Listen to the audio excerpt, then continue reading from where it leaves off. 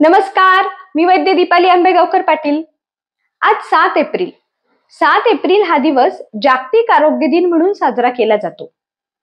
आयुर्वेदाच्या दृष्टीने आरोग्य म्हणजे फक्त शारीरिक आरोग्य नसून त्यामध्ये मानसिक आणि सामाजिक आरोग्याचाही त्यामध्ये समावेश होतो।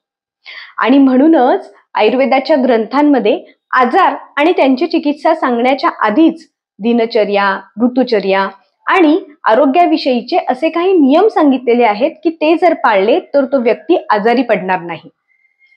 कारण prevention is always better than cure. आणि म्हणूनच आज आरोग्य दिनाच्या निमित्ताने आयुर्वेदामध्ये असे कोणते नियम सांगितलेले आहेत की ते जर पाळले तर माणूस आजारी पडणार नाही, ते आपण बघणार आहोत। ह्यामध्ये सगळ्यात पहिला म्हणजे ब्राह्ममुहूर्ते उत्तिष्ठे, म्हणजे साधारणतः सूर्योदयाच्या वेळेला उठा। त्यानंतर तुमचे पोट साफ होत आहे की नाही याकडे लक्ष द्या। रोज सकाळी कमीत कमी 15 ते 20 मिनिट व्यायाम करा। त्यानंतर 10 मिनिटासाठी प्राणायाम किंवा दीर्घ श्वसन करा। कडकडून भूक लागल्यानंतर सात्विक आणि घरचा आहार घ्या। दुपारी झोपू नका।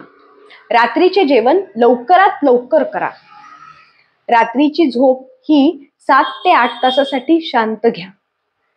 तुमच्या एकूणच आयुष्यामध्ये केमिकल्सचा वापर कमीत कमी प्रमाणामध्ये करा। तुमचे मन शांत आणि तणावमुक्त ठेवा। Packet foods, cold drinks, chocolates, junk foods ह्यापासून तुम्ही स्वतः पण लांब राहा आणि तुमच्या मुलांनाही लांब ठेवा। आणि सगळ्यात महत्त्वाचं म्हणजे आनंदी आणि सकारात्मक राहा। तुम्हा सर्वांना ह्या जागतिक आरोग्य दिनाच्या खूप खूप शुभेच्छा।